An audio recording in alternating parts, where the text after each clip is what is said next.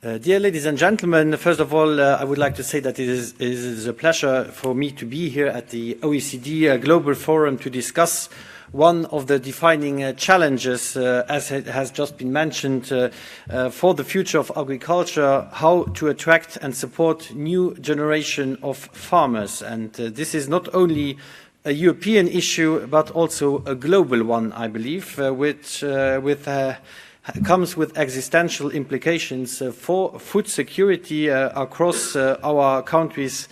Farmers are definitely aging. For the European Union, we have less than 12% of the EU farmers that are below the age of 40, and the average age is above 57 years of age. And in certain member states, it's even worse, where we have, I maybe mentioned Portugal, where you have less than 4% below the age of 40 years, and you have more than half of the farmers that are above the age of 65, and this is, of course, not sustainable. We have as well member states that are doing better. Austria, for example, they have around 24% of the farmers below the age of 40, which is promising, but of course this is something we need as well to spread a little higher. And the average age keeps rising currently in many countries, and it is, as I said as well, approaching the retirement age, when I say 57 already now in average. And in Europe, it is the only major sector as well with such an imbalance in the demographic age, I would say. And but it is also a structural challenge, as I said, for agriculture. It affects the productivity, the competitiveness, the continuity of farming communities. And when you say that the farmers are getting older, when you are close to the retirement age or even above, you will be very reluctant as well to invest in agriculture. And we have seen that there is a clear lack of investment in agriculture. The European Investment Bank has identified a gap of investment of around 62 billion euros. That was in 2022. So we can really say that this has gone up. And if you don't invest, well, you are not using the newest technologies. You are not being as sustainable as you could be, you are not being as productive as you could be, and you don't have the best quality for your own work as well. And I think these working conditions are very important as well, and that is why we need to enable, again, that this is going to take place. And I always say that it matters to do so, because without farmers, there is no food production, there is then no rural economy, and there is no social fabric. And this is, of course, the reality in many territories. Also, I believe that agriculture is as well more than just the food security and the food sovereignty, because we have as well many regions in the European Union that have, for example, a common border with Russia.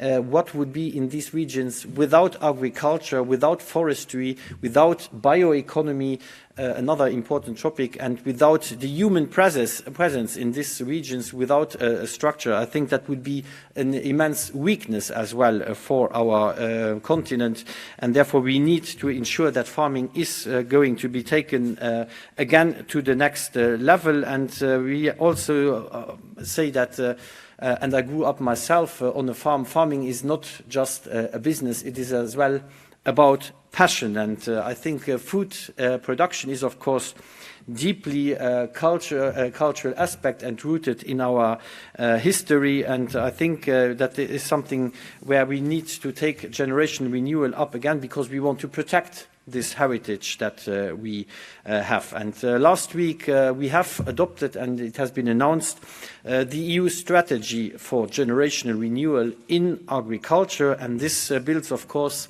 on an extensive consultation with young farmers, with stakeholders, with member states, including exchanges and inspiration of some of the OECD members, and good practices from around the world. And our message is very clear.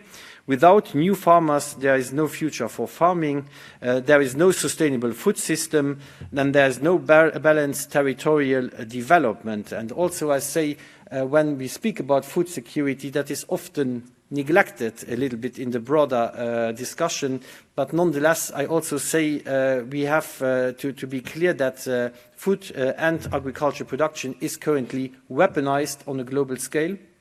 And I also say that you can't build a continent on an empty stomach. So this is really important that we have this security there, again, to be not dependent when it comes to the food production. We need to control the quantity and the quality of what is produced. And agriculture, as I said, is a profession and a way of life, and yet too many people see it out of reach because they simply can't access the profession. And this is, of course, due to, for example, very high land prices. This is due to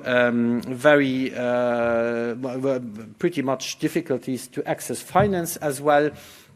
But as well, I think the complexity of our policy sometimes, and as well, this is not only European policy, this is as well often national and regional policy. So we need to be very straightforward on that as well. And the EU strategy provides a comprehensive framework that complements our proposal for the common agriculture policy for the years 2028 to 2034, and it brings together policy orientations around agriculture, territorial development, taxation, pensions, education and land governance into one coherent approach. And as I said, there are member states where it works better, and when we look at that, what is really working there, I take again the example of Austria. They have the highest density when it comes to agricultural schools, agro-environmental schools, and they can't help their hands. So many young people want to do these studies. I think that is very important to give as well the next generation the right tools and education to do so. It's also important, I believe, very important to work on the image of the farmers. And in Austria, for example, when there has been a poll, what are the most attractive jobs or the most esteemed jobs in Austria? First one is the doctors. Well, I think that is probably in all the countries a little bit like that. The second comes farmers. And I think that is quite unique, and therefore we need as well to work on this image of the people that are taking care of our landscapes, that are providing for food, and that are making us resilient as well to threats coming from other third countries. And therefore, we need to draw on all the different tools. How does it come? In Austria, they have a very attractive pension system for the older farmers. Well, this helps, of course, to hand over a farm. They have as well tax incentives when it comes to new farmers, and I think that is very important that we take this into consideration. And we encourage action across all governance levels, therefore involving the Commission, the Member States, but as well local and regional authorities, as well as people and organizations in rural areas. And this aligns with the Commission proposal to integrate the common agriculture policy with other EU funding instruments into future national and regional partnership plans. And this provides Member States with greater flexibility and enables synergies in funding, particularly in the rural areas, which we need to make more attractive for our citizens. And with the new fund, we also aim to achieve reforms in Member States, including in areas that are crucial for generational renewal in farming, such as taxation, such as pension, I mentioned it, and as well the land policies. And retirement schemes, inheritance laws and fiscal measures must all work in favour of this generational transfer and not against it. When we look at the reality, often they work against it. And together with Member States, we want also to create and enabling the environment where renewal on farms becomes the natural path and not the exception. And therefore, we have as well worked on the public funding. This is, of course, vital, but it is not everything. But we have proposed in the strategy to have a target of spending of 6% of the CAP money specifically for young farmers for setting up the farm and for better support during the first years. I think that is very important. Then also at EU level, we foresee several flagship initiatives within the framework of the strategy, including a startup pack for young farmers combining startup aid, financial instruments, and as well advisory support. We also work on a European land observatory to improve the transparency in land markets and promote as well fair and inclusive access to land. Also a Women in Farming platform to recognize and support women as decision makers and entrepreneurs. And also a network of rural youth ambassadors to connect young people active in farming and the rural entrepreneurship across Europe. And here at the OECD, it is of course preaching to the converted when I say that the generational renewal also depends on skills and knowledge. And some of the EU member states that are most successful, I mentioned it, Austria, are attracting the young farmers specifically through that high level of education. And also through Erasmus Plus and the Pact for Skills, we are investing in vocational education and mobility at EU level. So innovation really is essential. And young farmers tend to be more innovative. They come up with new ideas. They want to innovate. They want as well to have the best and the most modern tools to work. And I think that is very important that we embrace this. And through Horizon Europe, we support innovation and precision farming, digital tools and sustainable practices that may make agriculture more efficient and appealing to the young professionals. And we will continue that after 2027 with a substantial budget foreseen in health, biotechnology, agriculture and bioeconomy as part of the so-called European Competitiveness Fund. And we will continue our investment support building on InvestEU, working closely with the European Investment Bank to create as well favourable conditions for young farmers. Also, I believe it is very important to look into other means or let's say less traditional ones when it comes, for example, to insurance, because I think climate change is a reality that we can't just think away. Our farmers are the first victims of climate change. They have to fight with wildfires, they have to fight with droughts, they have to fight with floods and so on. So we need to be better prepared. When we look currently at the insurances or which crops are insured or what is the percentage, we lie around 20 to 30%. This is not sufficient, and we are not sufficiently there. We need to make this happen, and therefore I'm working very closely with the European Investment Bank as well to develop such insurance and reinsurance systems that will be crucial as well to give a predictability to the sector, because currently, especially if you are a young farmer and you would have consecutive seasons with bad harvests without insurance, then of course your business model is gone, and there we need to become way better to have this predictability. We also work now strongly, and we have proposed this in the frame of the new common agriculture policy, to have what we call farm relief services, because farmers, of course, want to have as well similar conditions, even if in practice it will not be the same advantages that you maybe have as a civil servant with your annual holidays and different advantages.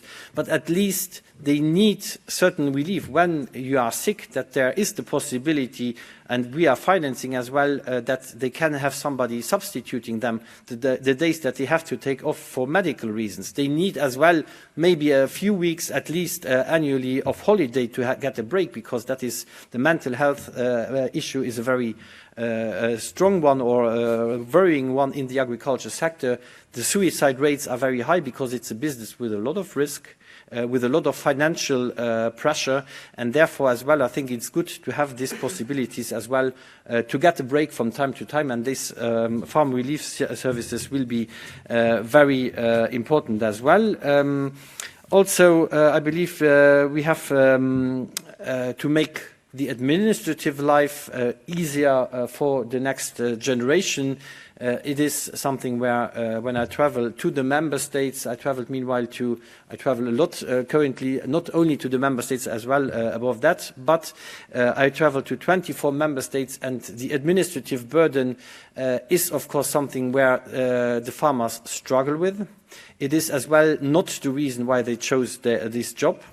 And it's just worrying to see how much of this paperwork is ending up on the farm. And that is why we have launched what we call an omnibus, a simplification package that hopefully we will be able to conclude next week in the interinstitutional negotiations, in order to give there again more time for the farmers. They want to be outside producing, to be taking care of their animals, and not standing behind a pile of papers behind the computer to fill in forms. That is not why they choose the job. They want to produce, and they want to deliver food security for our citizens. And therefore, I believe we need as well strong partnerships, and generational renewal can, of course, not be imposed from Brussels or from capitals. So it must be built with farmers, with cooperatives, education and institutions. And I believe that the OECD's role in promoting peer learning and policy dialogue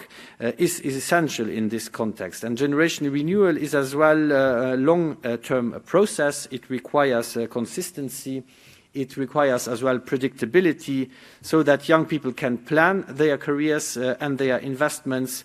I said just now about the important social services maybe for the farmers.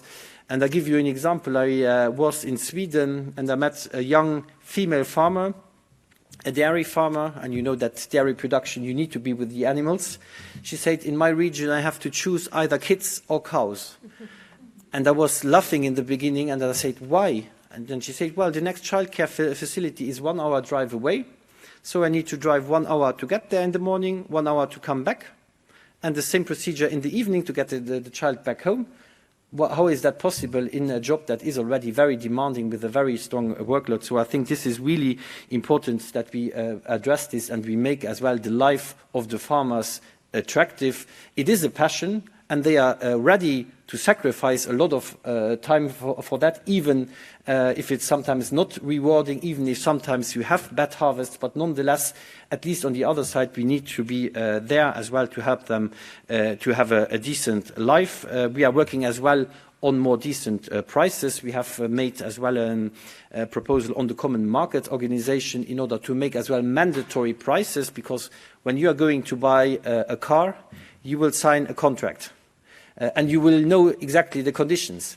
The farmers are producing, and when they are selling, well, then they have more or less and very often to accept the price that the trader or the retailer is offering. If they don't accept, well, then they will sit on their product, and that is then not going to be rewarded. And there we make these contracts mandatory. I think that is important, that they get as well the predictability. This is very important as well. If you want to go for a bank loan, they need to know what is your business model, what is your output, what is your input, and this will help there hugely as well. So those are some of the elements that we have put on the table. But of course, I think we have to look at as well above the European Union, and that is why I am here, to have this common challenge addressed, because there are many examples in the different countries in Europe and above, and I think that is something where we need to learn from each other, to take the best examples over, to make as well a case for the entrance into the job, not only the young farmers, but as well the new farmers. We need to enable them to pick up this job, because if we will depend on this, we all have to eat 3 times a day at least, and this needs to be of good quality. But therefore, we need to do to empower as well the people that are doing that for us, and there I'm counting on you to come up with good proposals as well. We have delivered now this generational renewal strategy at European level. There are maybe many elements in that you could take back home, and I hope to get as well from this conference good ideas what we can even do better. Thank you very much, and have a very good conference.